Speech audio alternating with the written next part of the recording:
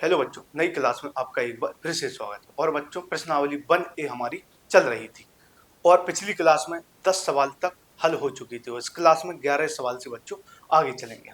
तो देखते हैं 11वां सवाल क्या है। तो यह काफी बड़ा सवाल दिख रहा है, लेकिन यह सॉल्व करने में बहुत ही आसान है। तो सबसे पहले बच्चों इस सवाल को हम पढ़ते हैं। तो इसमें लिखा गया है कि किसी खेल के मैदान के चारों ओर एक वृत्ताकार पथ है। इस मैदान का एक चक्कर लगाने में सोनिया को 18 मिनट लगते हैं और जबकि इसी मैदान का एक चक्कर लगाने में रवि को 12 मिनट लगते हैं।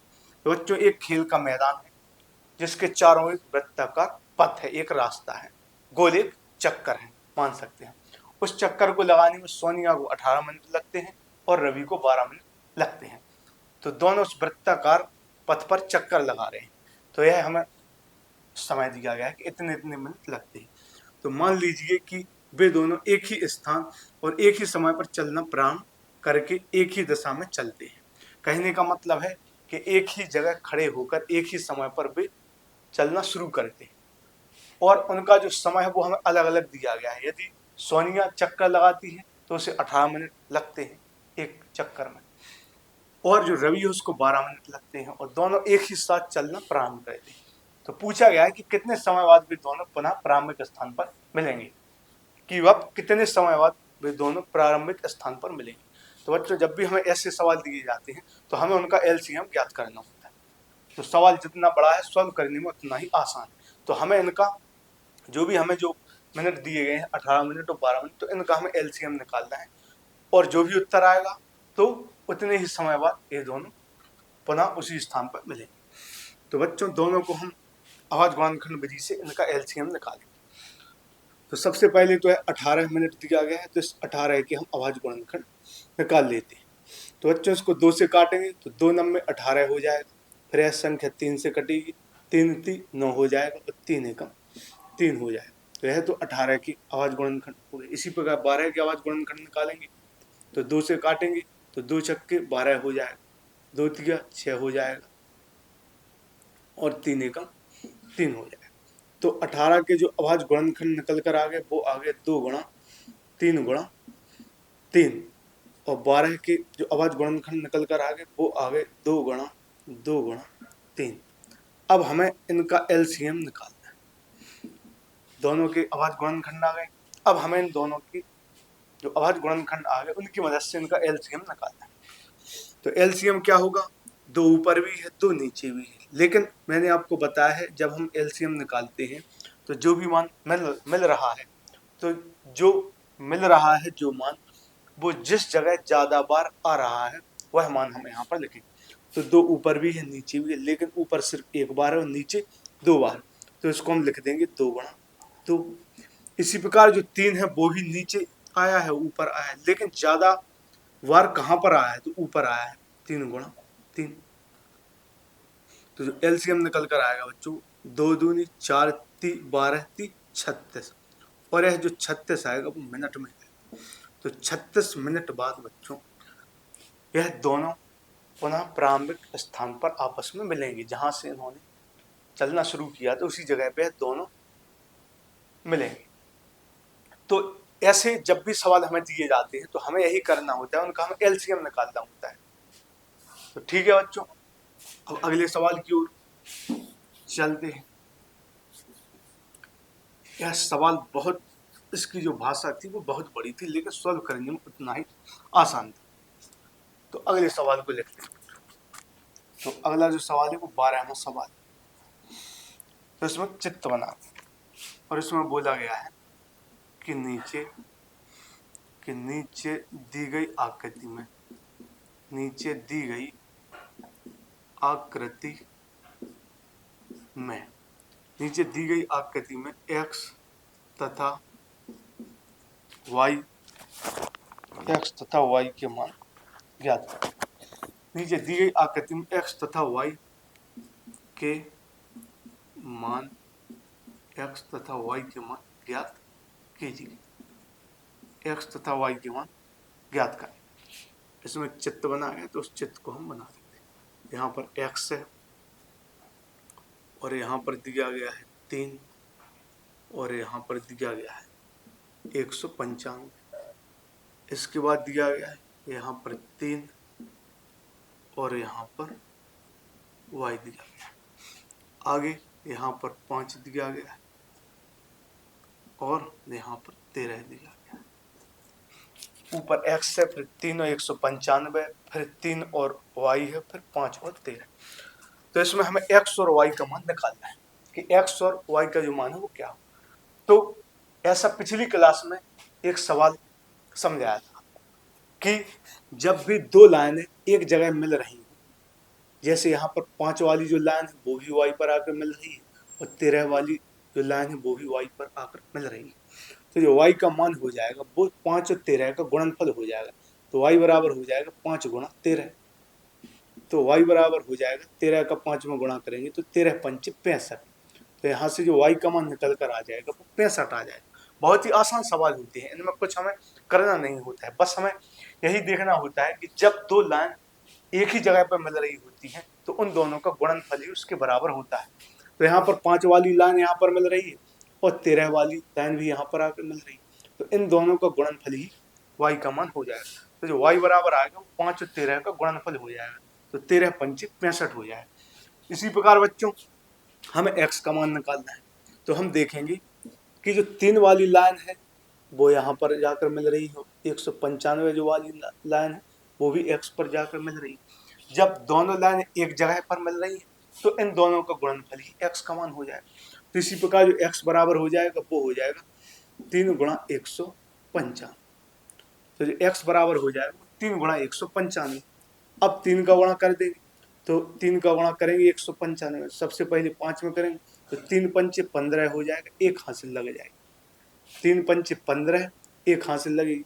3 का गुणा 9 में करेंगे, 3 नम 27, एक हासिल तो 28, इसके बाद हासिल 2 लगेगी। 3 एकम 3 और 2 5, 585 है वो x का मान हो जाएगा। 3 पंचे 15, एक हासिल लगी, 3 नम में 27, एक 28, 2 हासिल लगी, 3 एकम 3 2 5। तो जब दो लाइनें एक ही जगह पर मिल रही होती हैं तो इन दोनों का गुणनफल ही उस तीसरे के बराबर होता है। तो यह बहुत ही आसान सवाल था। अगला जो सवाल है वो भी इसी तरीके का है। अगला जो सवाल है वो भी इसी तरीके का सवाल है।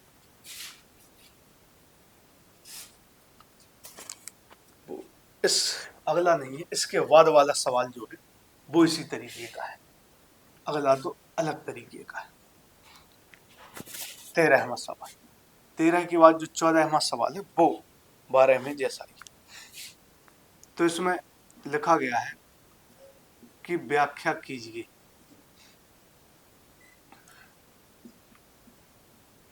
इसमें बोला गया है कि व्याख्या कीजिए कि 7 गुणा 13 गुणा 11 प्लस 11। व्याख्या कीजिए कि 7 गुणा 13 गुणा 11 प्लस 11 और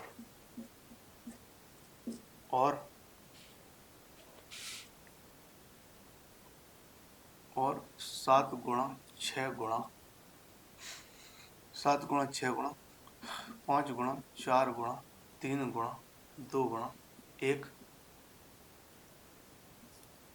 प्लस 3 भाज्य संख्या क्यों है? भाज्य संख्याएं क्यों है, यह हमें पता लगाना है कि यह जो है वो भाज्य संख्याएं क्यों हैं। तो इसमें दिया गया है कि व्याख्या कीजिए कि 7 गुणा 13 गुणा 11 प्लस 11 और 7 गुणा 6 गुणा 5 गुणा 4 गुणा 3 गुणा 2 गुणा 1 प्लस 3 भाज्य संख्या क्यों है। तो बच्चों ऐसा सवाल पिछली क्लास में भी एक सॉल्व हमने किया था। उसमें पूछा गया था कि इसी टाइप का, उसमें भी बस संख्या अलग थी, उसमें भी यही पूछा गया था कि निम्न जो संख्या है वो भाज्य क्यों है। तो इसमें यह तो स्पष्ट हो रहा है कि इन जो संख्याएं हैं इनको जब हम हल करेंगे तो एक ऐसी संख्या प्राप्त होगी कि जो भाज्य होगी, क्योंकि इसमें स्पष्ट रूप से लिखा गया है कि निम्न में जो संख्या है भाज्य संख्या क्यों है पूछा गया है। इससे यह निष्कर्ष निकलता है कि जो भी संख्या है वो भाज्य तो है, लेकिन भाज्य क्यों है हमें उसकी व्याख्या करनी है। तो पिछली क्लास में जो सवाल हल किया था वहां पर मैंने आपको बताया था कि भाज्य अभाज्य क्या होती है। जो स्वयं और एक के अलावा यदि और किसी संख्या से विभाजित हो जाती है तो वह भाज्य संख्या होती है, और यदि ऐसी संख्या जो स्वयं और एक के अलावा और किसी संख्या से विभाजित नहीं होती तो अभाज्य संख्या होती। तो सबसे पहले हम हल करेंगे। तो यहाँ पर है 7 गुणा 13, यही सवाल है, 7 गुणा 13 गुणा 11 प्लस 11। तो सबसे पहले इसको हम हल करेंगे। 7 का गुणा 13 में करेंगे तो 13 सत्ते 91 हो जाएगा। 7 का गुणा 13 में करेंगे तो 13 सत्ते 91 गुणा 11 प्लस 11।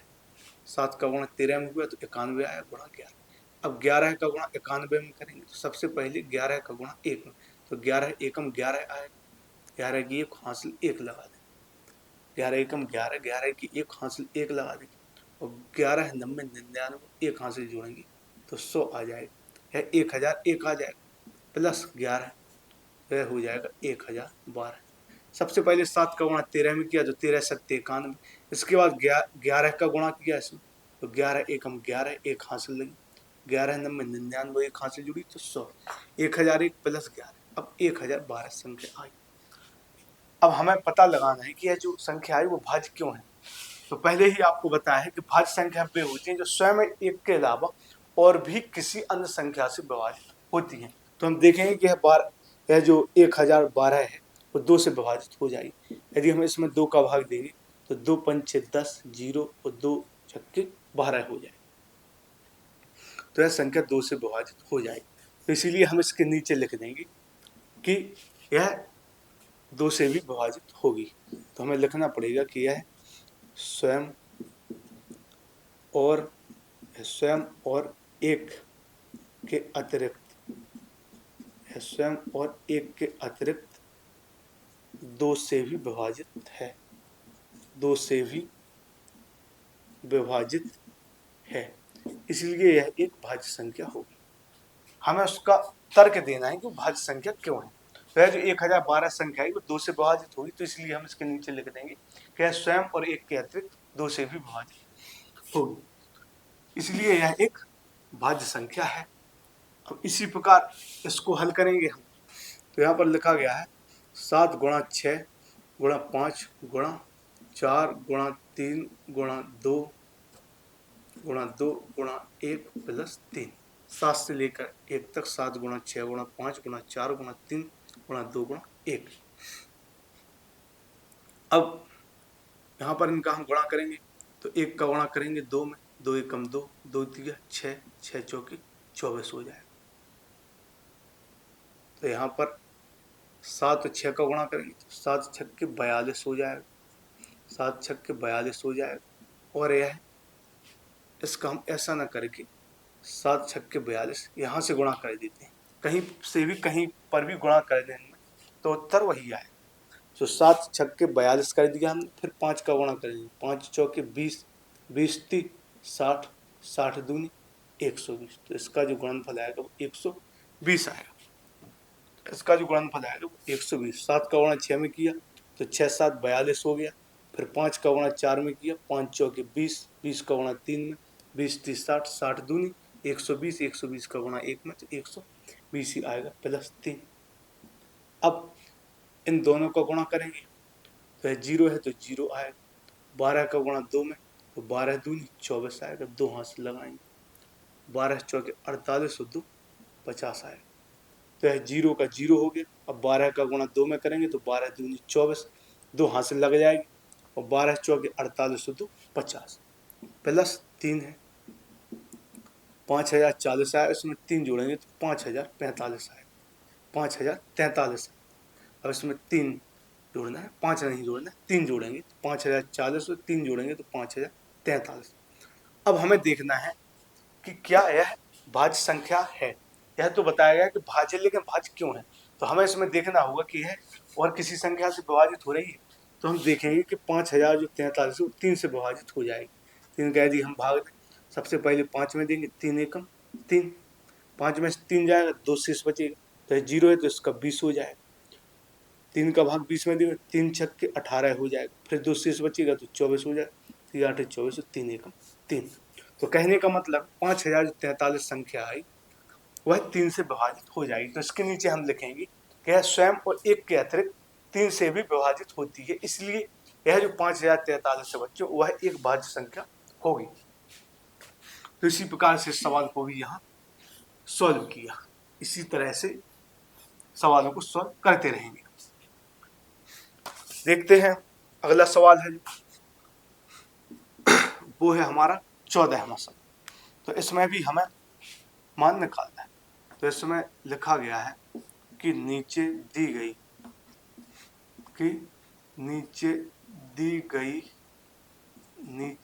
गई आकृति में, तो इसमें बोला गया है कि नीचे दी गई आकृति में x, y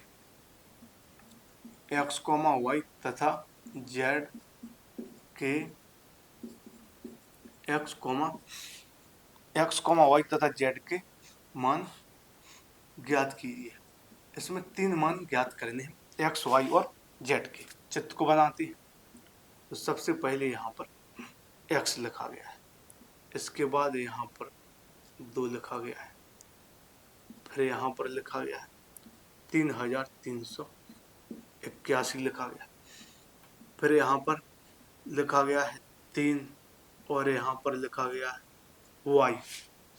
आगे यहाँ पर लिखा गया है 7 और यहाँ पर है 161।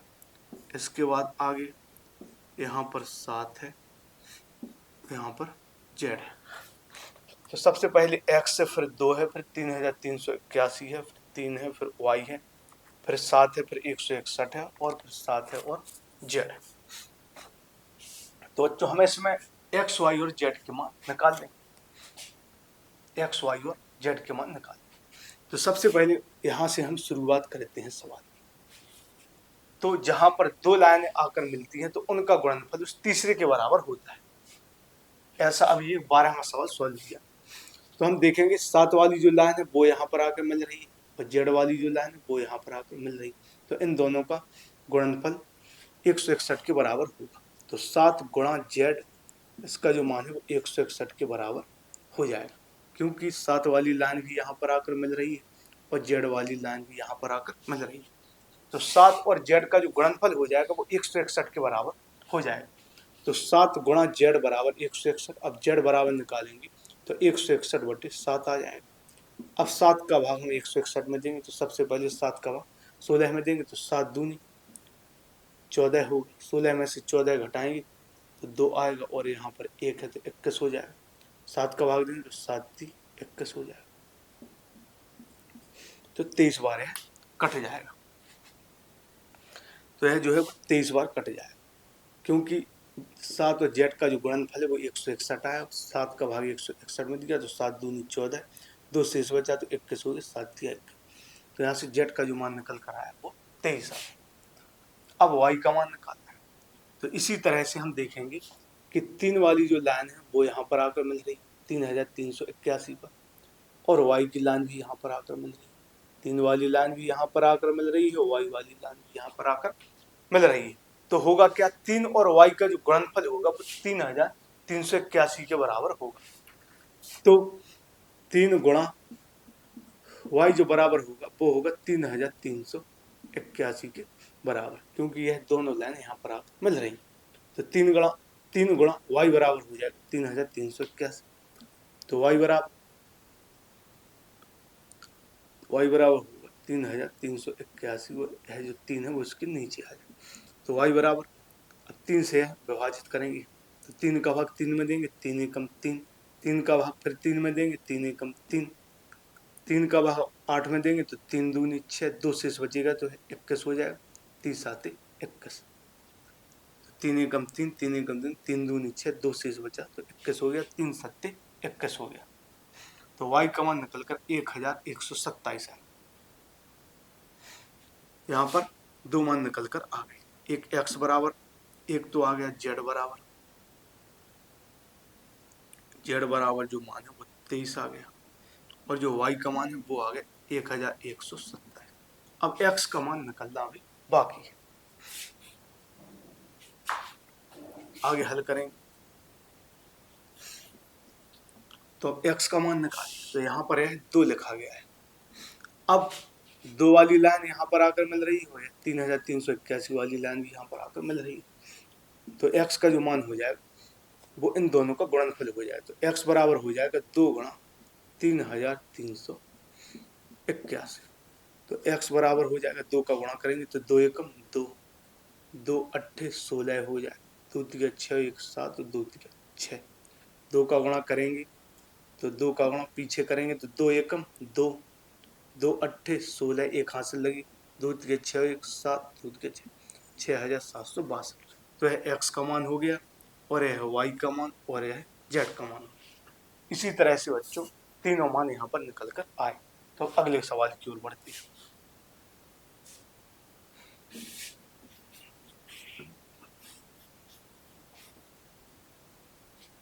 अब 15वां सवाल यहाँ पर हम सॉल्व करेंगे। तो सबसे पहले 15वें सवाल को हम यहाँ पर लिखेंगे। तो इसमें लिखा गया है कि 3 घंटियां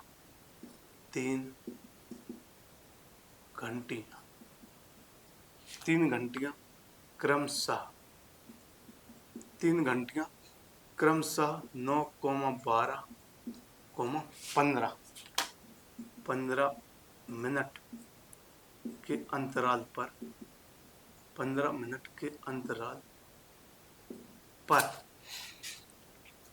मिनट के अंतराल पर बजती हैं। यदि वे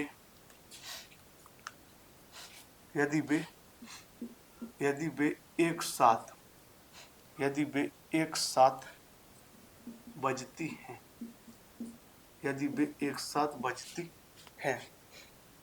यदि वे एक साथ बजती हैं तो कितने समय बाद एक साथ बजती हैं, तो कितने समय बाद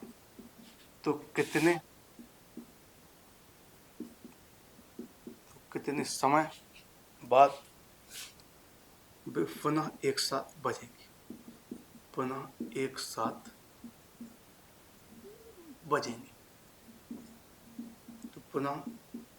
तो कितने समय बाद वे पुनः एक साथ बजेंगे। तो यहाँ पर यह सवाल दिया गया है बच्चों कि 3 घंटियां क्रमशः 9, 12, 15 मिनट के अंतराल पर बजती हैं। यदि वे एक साथ बजती हैं तो कितने समय बाद पुनः एक साथ बजेंगे। तो ऐसी स्थिति में भी बच्चों हमें उनका एलसीएम निकालना पड़ेगा। जब भी घंटियों वाला सवाल आता है तो उसमें हमें उनका एलसीएम ही निकालना पड़ेगा। तो सबसे पहले तो आवाज गुणनखंड निकालेंगे। तो 9 के जो आवाज गुणनखंड हो जाएंगे वो 3 से 3 बार कटेगा, 3 से 1 बार, 3 तिया 9 हो जाएगा। 12 को काटेंगे तो 2 से 6 बार, 2 छक्के 12 हो जाएगा, 2 तिया 6 हो जाएगा और 3 एकम 3 हो जाएगा। इसी प्रकार 15 को काटेंगे तो 3 पंचे 15 हो जाएगा, 5 एकम 5 हो जाएगा। तो 9 के जो आवाज गुणनखंड आ गए वो 3 गुणा 3 आ गए और 12 के जो आवाज गुणनखंड आ गए वो 2 गुणा 3 आ गए। इसी तरह 15 के जो आवाज गुणनखंड वो 3 गुणा 5। तो यह तो हो गए 9 के आवाज गुणनखंड है, 12 के और 15।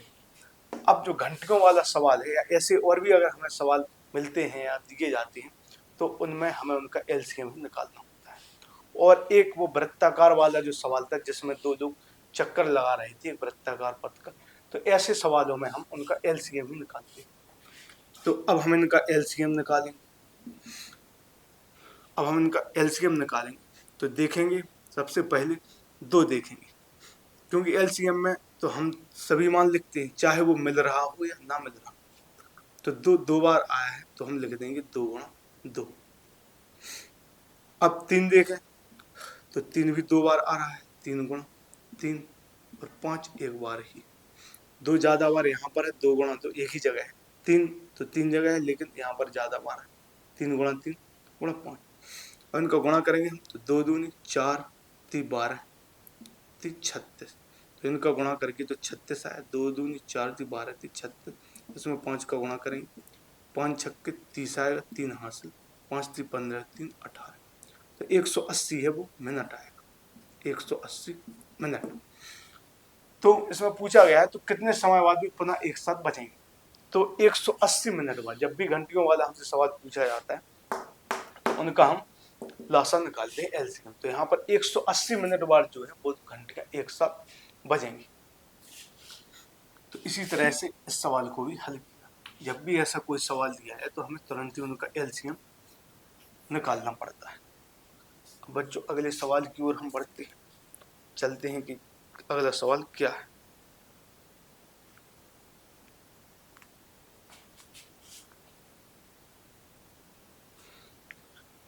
बच्चों 16वें सवाल को यहाँ पर लिख लेते हैं।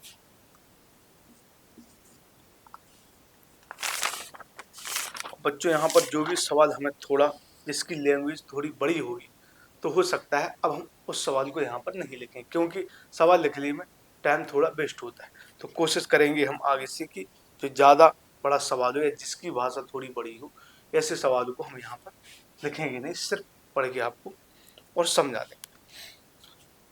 तो इसमें अगला जो सवाल है 16वां, तो उसको बच्चों हम पढ़ के समझा देते हैं। तो इसमें लिखा गया है कि एक कैंटीन में 144 कार्टून कोक के तथा 90 कार्टून पेप्सी के हैं। इसको चलो लिख लेते हैं। तो इसमें बोला गया है कि एक कैंटीन में 144 कार्टून, एक कैंटीन में 144 कार्टून कोक के 144 कार्टून कोक के तथा 90 कार्टून तथा 90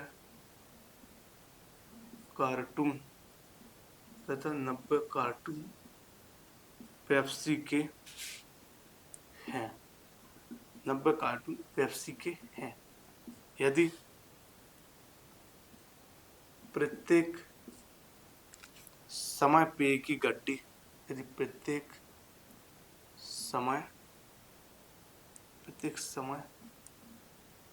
पेय की गड्डी समान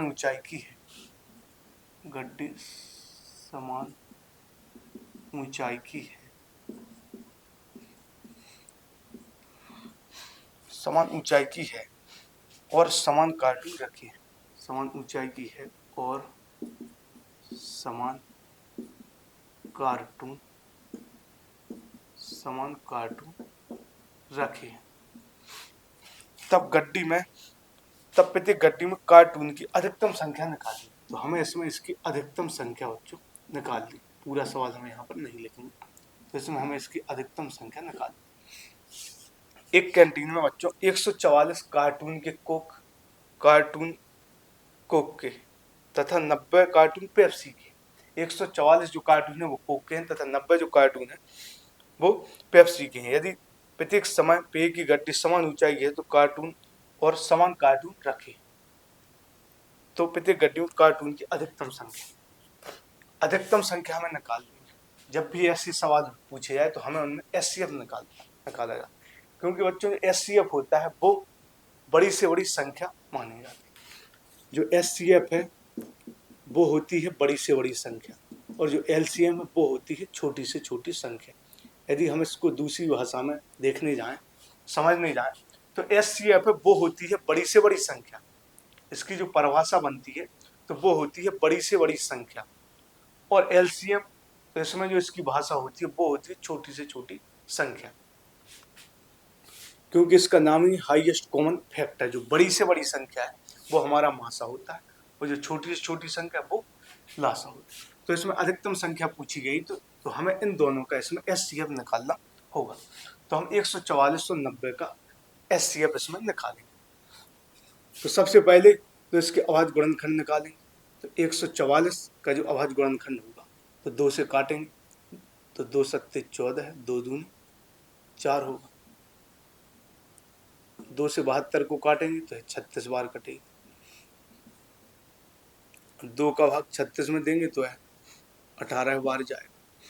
2 का भाग 18 में देंगे तो 2 9 18, 3 का भाग 3 9 हो जाएगा और 3 एकम 3 हो जाएगा। तो 2 का भाग दिया तो 2 सत्ते 14, 2 दूनी 4, 2 से 36 बार कटा, 2 से 18 बार, 2 से 9 बार, 3 से 3 बार 3 एकम 3। इसी प्रकार 90 की अभाज्य गुणनखंड निकालेंगे तो 2 से काटेंगे तो 45 बार कटेगा, क्योंकि 45 दूनी 90 हो जाए। अब 3 से 45 को काटेंगे तो 3 से 45 को काटेंगे तो 15 45 हो जाए। फिर 3 से काटेंगे तो 3 पंचे 15, 5 एक 5, 2 से 45 बार, 3 से 15 बार, 3 से 5 बार 5। तो यहाँ पर हम देखेंगे कि 144 के जो अभाज्य गुणनखंड आए वो यह आए, 2 आया, 1 2 3 4 बार। तो 2 जो आया वो 4 बार, 1 2 3 4, 2 है वो 4 बार आया, 3 जो है वो 2 बार आया, 3 गुणा 3। अब 90 के जो अभाज्य गुणनखंड तो उसमें 2 एक बार आया, 3 2 बार आया, तो 3 गुणा 3 गुणा 5। अब हमें इसमें इसका SCF निकालना है। तो इसका SCF हम कैसे निकालें, इनका जो SCF है वो निकालना है। तो SCF कैसे निकालें, तो देखेंगे हम कि इसमें जो 2 है यहाँ पर भी है और एक जो 2 है वो यहाँ पर भी है, तो 2 आ जाएगा। 2 जो है यहाँ पर भी है, 1 2 और 1 2 यहाँ पर है, तो 2 ही आ जाएगा ऐसे। और 2 यहाँ पर है लेकिन और कोई 2 नीचे नहीं आ रहा है, सिर्फ 1 2 ऐसा है जो ऊपर नीचे दोनों जगह मिल रहा है। अब अन्य 2 ऊपर तो आ रहे हैं लेकिन नीचे और कोई 2 नहीं आ रहा। अब देखेंगे 3, तो एक 3 ऊपर है, एक 3 नीचे है, तो 3 भी एक एक बार मिल गए, तो 3 आ जाए। गुणा देखेंगे एक 3 फिर ऊपर है, एक 3 फिर नीचे है, तो 3 एक एक बार फिर मिल गए, तो गुणा 3 हुए। तो एक बार 2 मिल गया और 2 बार 3 मिल गए, तो 2 3 6 3 18। तो इनका जो SCF हो जाएगा वो 18 हो जाएगा। तो इसमें जो इसकी अधिकतम संख्या हो जाएगी वो 18 हो जाएगी, क्योंकि इसमें बोला गया था अधिकतम संख्या, और जो मास है वो बड़ी से बड़ी संख्या होती है। तो अगले सवाल को सॉल्व करें। अब बच्चों यहाँ पर हम सवाल ना लिखने की कोशिश करें, क्योंकि इसमें टाइम थोड़ा वेस्ट हो जाता है।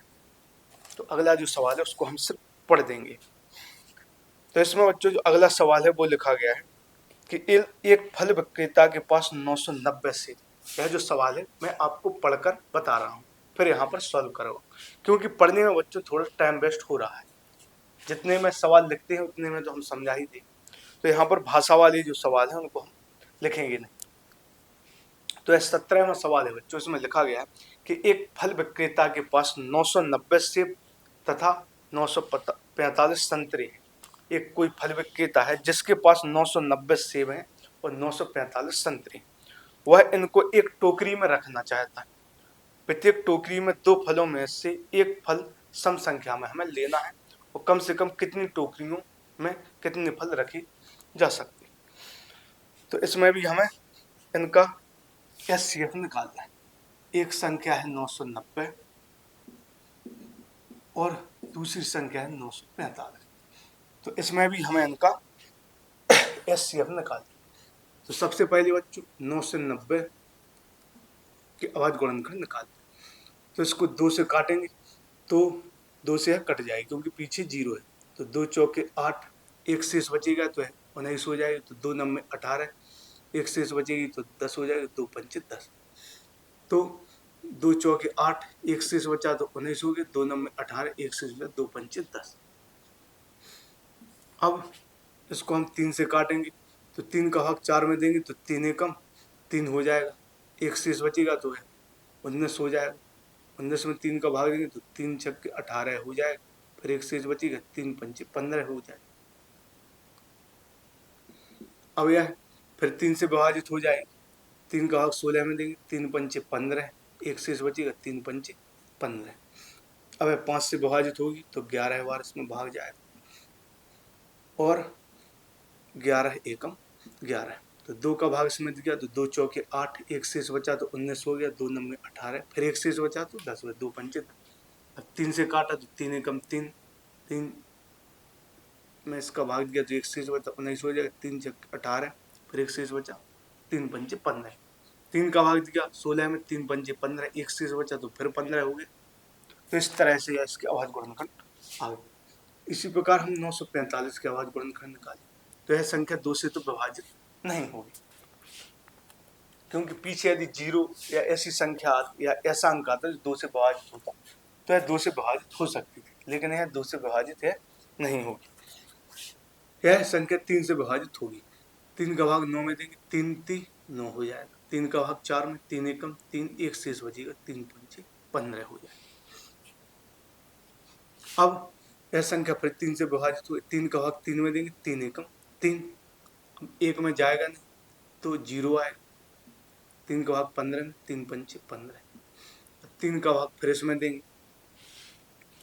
तो 3 का भाग 10 में देंगे तो 3 3 9 हो जाएगा, 1 शेष बचेगा, 3 पंचे 15। 5 का भाग देंगे 5 7 35 हो जाएगा, 7 एकम 7। तो 990 के जो अभाज्य गुणनखंड आए वो आए 2 गुणा 3 गुणा 3 गुणा 5 गुणा 11।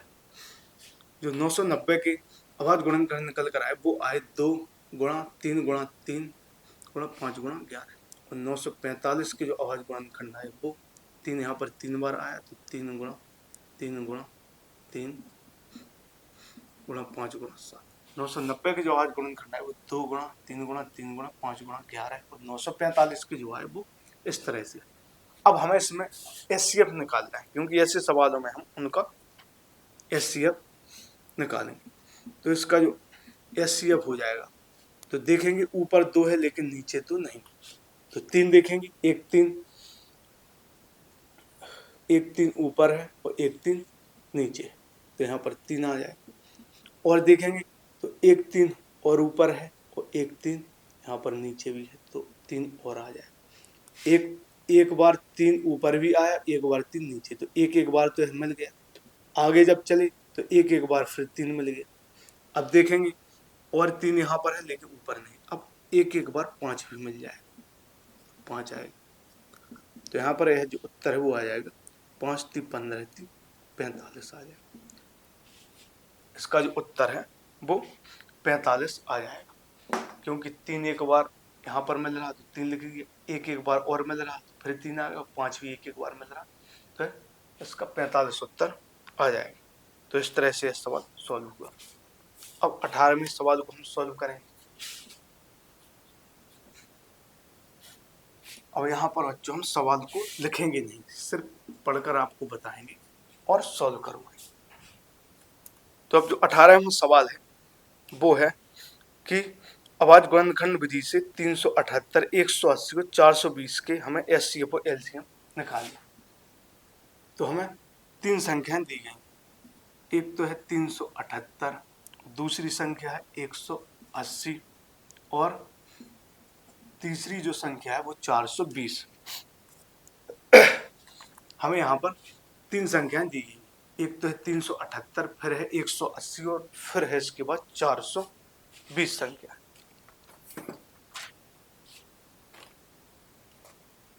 और हमें इसका एचसीएफ तथा एलसीएम ज्ञात करना है। फिर इसमें पूछा गया है कि क्या इन 3 संख्याओं का एलसीएम गुणा एचसीएफ तीनों संख्याओं के गुणनफल के बराबर है। जैसे उसमें पूछा जाता था कि 2 संख्याओं का गुणनफल बराबर एचसीएफ गुणा एलसीएम, तो ऐसा ही इसमें पूछा गया है कि इन तीनों संख्याओं का गुणनफल बराबर एचसीएफ गुणा एलसीएम के बराबर होगा। तो वो तो इसमें नहीं हुआ, क्योंकि एक ही फॉर्मूला होता है कि पहली संख्या गुणा दूसरी संख्या बराबर एचसीएफ गुणा एलसीएम। जो मैंने वो फॉर्मूला लिखवाया था वो केवल 2 संख्याओं के लिए ही होता है, पहली और दूसरी, 3 संख्याओं में नहीं होगा। फिर तो वहां पर यह तो सिद्ध नहीं होगा, लेकिन हम इनका एचसीएफ और एलसीएम यहाँ पर निकालेंगे। तो सबसे पहले तो 378 के हम अभाज्य गुणनखंड निकालेंगे। तो इसको 3 से विभाजित करेंगे, 2 से विभाजित हो जाए तो 2 एकम 2 होगा, एक शेष बचेगा तो 17 हो जाएगा। तो 2 अट्ठे 16, एक बचेगा 2 नंबर 18। तो 2 नंबर 18, 2 अट्ठे 16, एक 17, 2 एकम 2 3। तो 2 से यह संख्या कट जाएगी। अब 3 से कटेगी, 3 से 18, 3 3 9 हो जाए। अब 3 से फिर कट जाएगी, 3 दूनी 6 और 3 एकम 3, 3 से फिर कट जाएगी, 3 7 21, 7 एकम 7 हो। अब 180 को विभाजित करेंगे इसी तरह से, तो यह 2 से कट जाएगी, 2 नंबर 18 हो जाए, 90 बार, यह संख्या कट जाएगी। 2 से फिर 90 को काटेंगे तो 45 बार। अब यह 3 से कटेगी तो 15 3 45, 3 पंचे 15, 5 एकम 5। 2 से 90 बार कटा, 2 से 45 बार, 3 से 15 बार, 3 से 5 बार और 5 से 1 बार।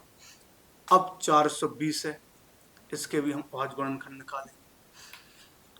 तो निकालेंगे जब हम, तो 2 का गुणा 4 में करेंगे, 2 दूनी 4, 2 एकम 2, तो है 210 बार जाएगा। 2 से फिर काटेंगे तो 2 एकम 2, 0 आएगा, 2 पंचे 10 आएगा।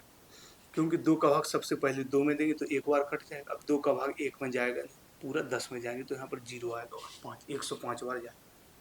अब यह 3 से कटेगी संख्या, 3 3 9 आएगा, 1 शेष बचेगा तो 15, 3 पंचे 15, तो है 5 7 35 और 7 हो जाए। तो इस तरह से यह तो 378, 180 और 420 के अभाज्य गुणनखंड आ गए।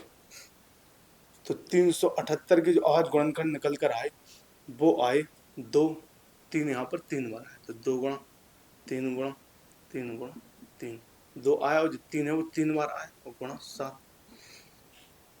अब जो 180 है उसके जो अभाज्य गुणनखंड आए वो 2 यहाँ पर 2 बार आया, तो 2 गुणा 2, 3 है वो भी 2 बार आया, 3 गुणा 3, फिर गुणा 5 आया। अब 420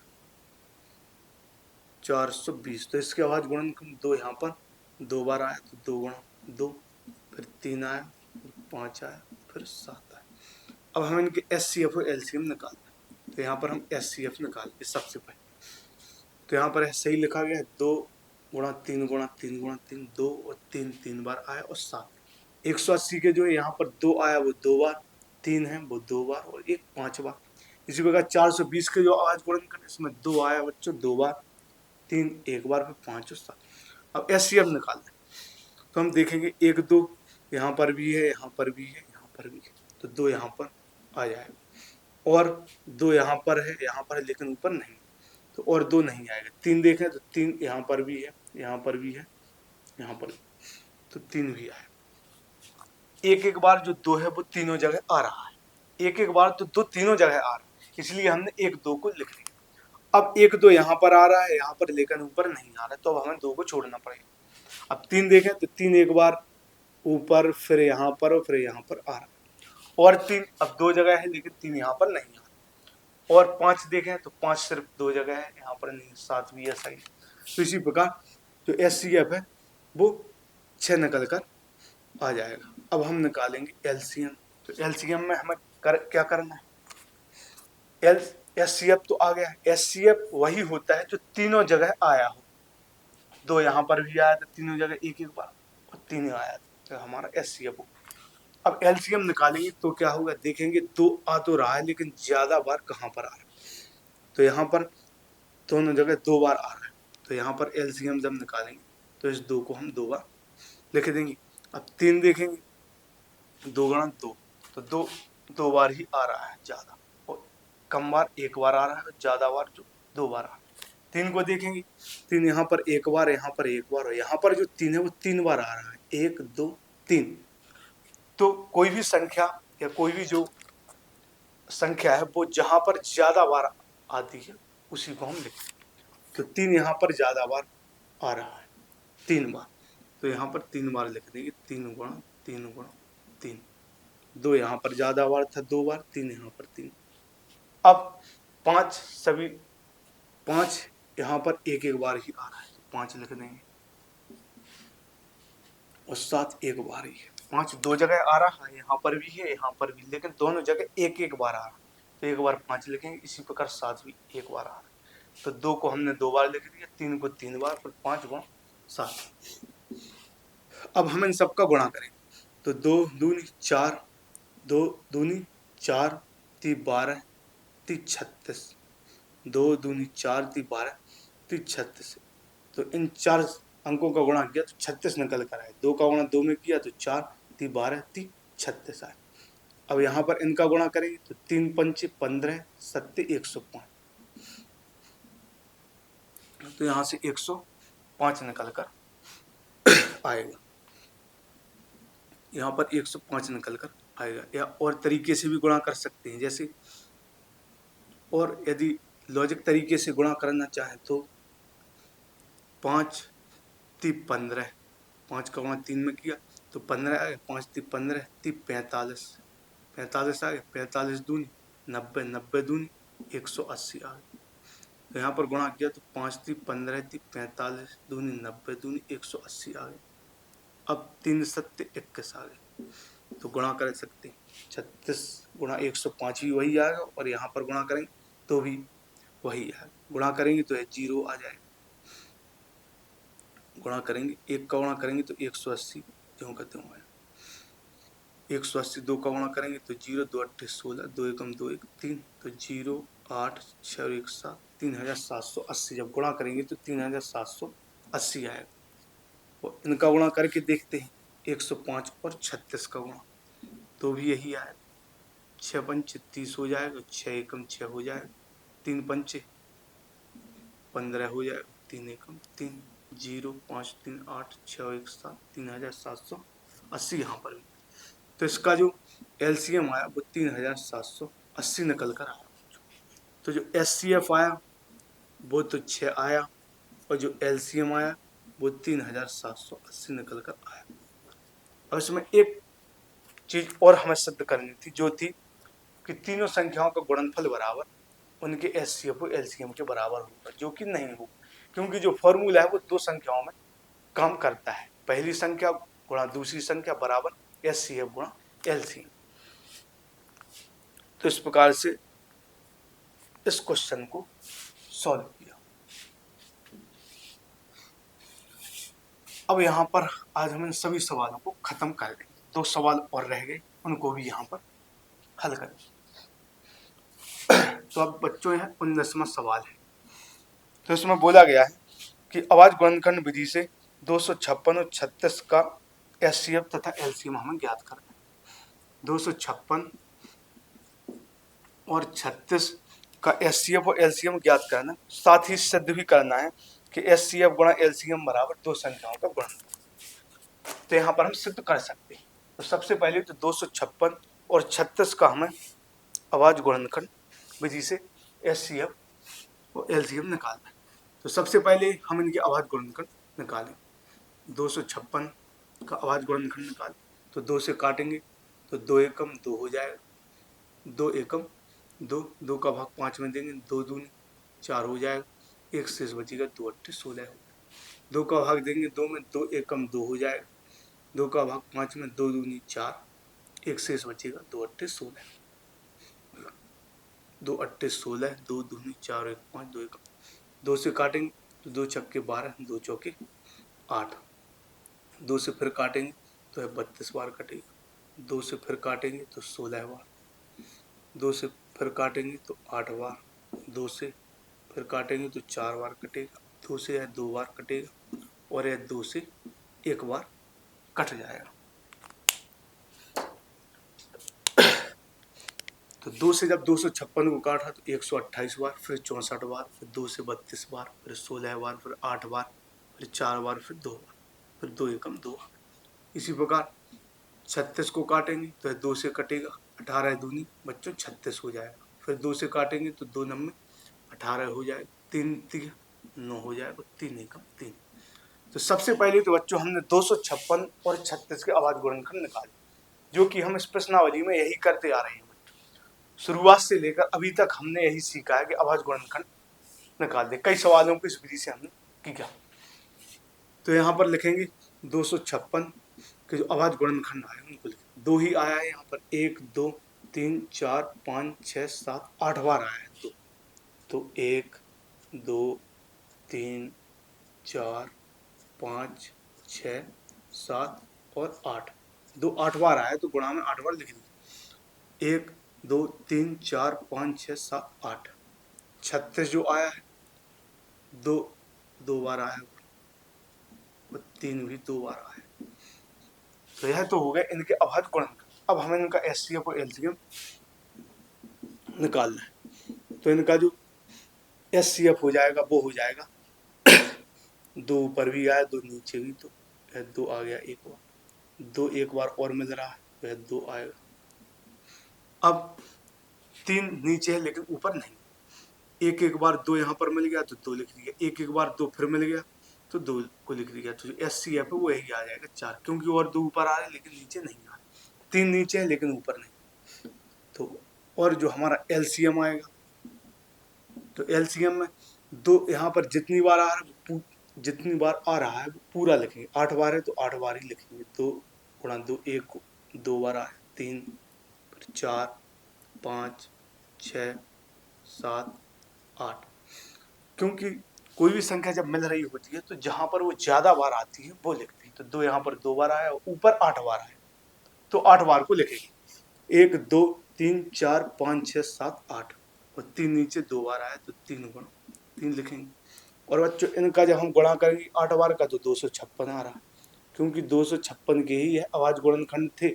जो 8 बार गुणा में आ रहा है वो 256 के अभाज्य गुणनखंड, तो इनका गुणा करने से 256 आएगा। 3 का गुणा 3 में करेंगे तो 9 आएगा। 9 का गुणा 256 में हम करेंगे तो 9 छक्के 54 होगा, 9 छक्के 54 होगा, 5 हासिल लगेंगे। 9 पंचे 45 और 5 हासिल जोड़ेंगे तो 50, और फिर 5 हासिल लगेगी। 9 दूनी 18 और 5 23, तो 2304। एक बार फिर गुणा करके चेक कर लेते हैं। तो 9 का गुणा 6 में करेंगे तो 9 छक्के 54 हो जाएगा, 54 की 4 और 5 लगाएंगे हासिल। अब 9 पंचे 45, 45 में 5 जोड़ेंगे तो 50 हो जाएगा, 5 फिर हासिल लग जाएगा। 9 दूनी 18 और 5 23। तो जो हमारा SCF आया वो आया 4, और जो LCM आया वो आया 2304। अब हमें यहाँ पर इनकी जांच करनी, अब हमें यहाँ पर इनकी जांच करनी कि दो संख्याओं का जो गुणनफल है वो उनके SCF और LCM के बराबर है।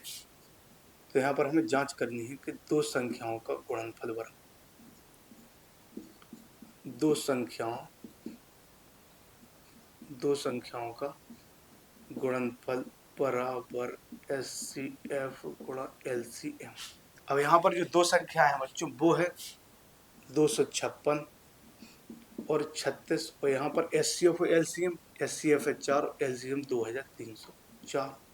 अब इनका गुणा करेंगे, 4 चौके 16 आएगा, 4 तिया 12 आएगा, 4 दूनी 8।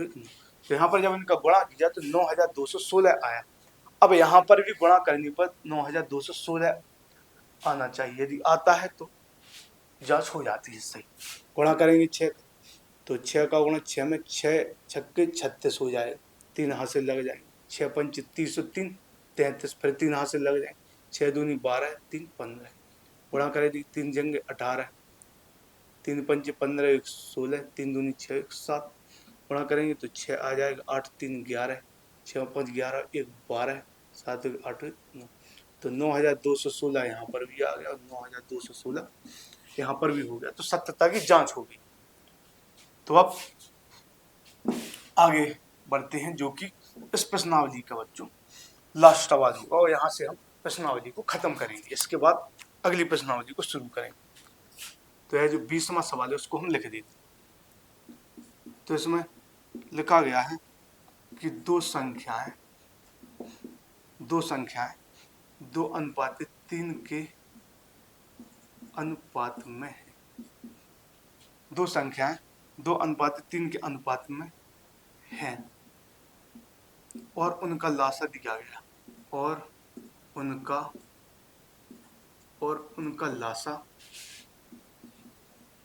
लासा 180 है। तो इन संख्याओं का मासा ज्ञात करना। तो इन संख्याओं का मासा ज्ञात करना। तो इन संख्याओं का मासा ज्ञात करो। तो हमें दो संख्याएं दी गई हैं जो 2:3 के अनुपात में है, उनका लासा में 180 दिया गया है, तो उन संख्याओं का मासा ज्ञात करो। तो यह बहुत ही अच्छा सवाल है। तो यहाँ पर यह जो संख्या है वो 2:3 के रूप में दी गई। तो हम यहाँ पर मान लेंगे,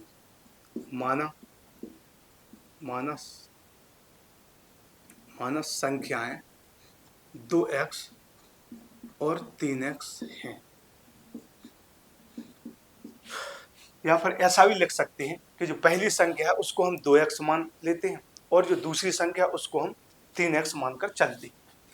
ऐसा भी लिख सकते हैं कि मानो पहली संख्या बराबर 2x और दूसरी संख्या बराबर भी 3x, दूसरी संख्या बराबर 3x। तो यहाँ पर हमने सीधा सीधा लिख दिया कि माना जो संख्या है वो 2x और 3x है, क्योंकि जब अनुपात के रूप में होते हैं तो हम कोई एक यहाँ पर मान इसके साथ में जोड़ देते हैं, नियतांक उसे हम बोल सकते हैं।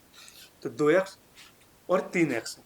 तो बच्चों 2x को हम ऐसा भी लिख सकते हैं 2 गुणा x, और यह जो 3x है उसको हम ऐसा भी लिख सकते हैं 3 गुणा x।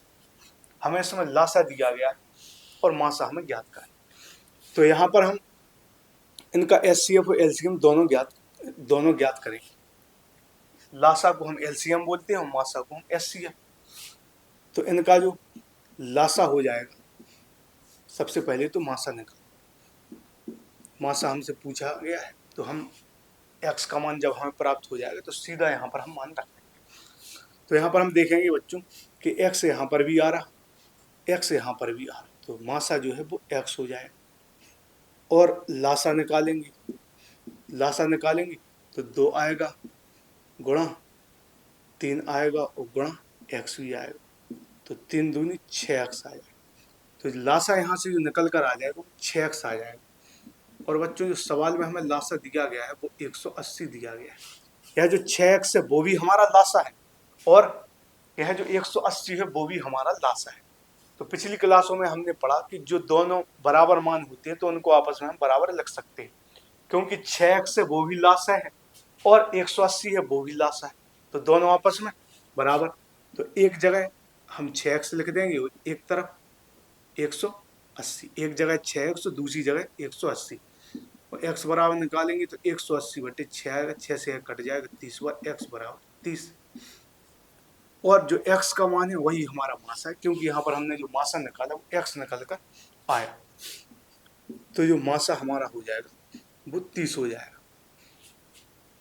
तो जो मासा है हमारा वो 30 हो जाएगा, क्योंकि लासा हमें 180 दिया गया था और यहाँ पर हमने पहले ही मासा निकाल लिया, क्योंकि लासा निकाल ही रहे हैं तो मासा भी निकाल लेते, क्योंकि मासा उसमें पूछा गया। और इस तरीके से नहीं करना है तो दूसरे तरीके से भी कर सकते हैं कि x का जो मान है वो यहाँ पर रख दें, 2x में 2 संख्या 60 हो जाएगी, 90, तो हमें 2 संख्या प्राप्त हो गई और एलसीएम भी प्राप्त हो गया। तो फॉर्मूले का प्रयोग करके हल कर सकते हैं, लेकिन यहाँ पर यह शॉर्ट तरीका। तो x बराबर 30 है और जो मासा है वो 30 निकल कर आ गया। तो बच्चों यहाँ पर यह जो प्रश्नावली 1 है वो यहाँ पर खत्म होती है और अब कल से प्रश्नावली 1 भी स्टार्ट होगी। और यहाँ पर जो प्रश्नावली 1A खत्म हो गई उसका आप सब लोग रिवीजन करते रहें। और 1A में जितनी भी क्लासें हुई है, यह चौथी क्लास है, तो इन सभी 4 क्लासों के जो सवाल सॉल्व हुए हैं उन सभी प्रश्न जो यहाँ पर सवाल हल हुए हैं इस प्रश्नावली में, तो वो सभी सवाल PDF के माध्यम से जो भी क्लास में जितने सवाल हल हुए हैं, जैसे पहले क्लास में एक सवाल हल हुआ तो उसकी एक PDF अलग टेलीग्राम पर डाल दी गई, दूसरी क्लास में दूसरा और तीसरा सवाल हल हुआ था तो उसकी PDF टेलीग्राम पर डाल दी गई। तो जिस क्लास में जितने भी सवाल सॉल्व हुए हैं तो उनको एक पेज पर लिखकर और PDF के रूप में टेलीग्राम पर डाल दिया। तो टेलीग्राम चैनल को भी आप सब लोग बच्चों जरूर ज्वाइन कीजिए, बहुत सारी चीज़ें वहाँ पर डाली जाती हैं जो आपकी पढ़ाई में काफ़ी मदद होगी। तो ठीक है बच्चों, मिलते हैं अगली क्लास में।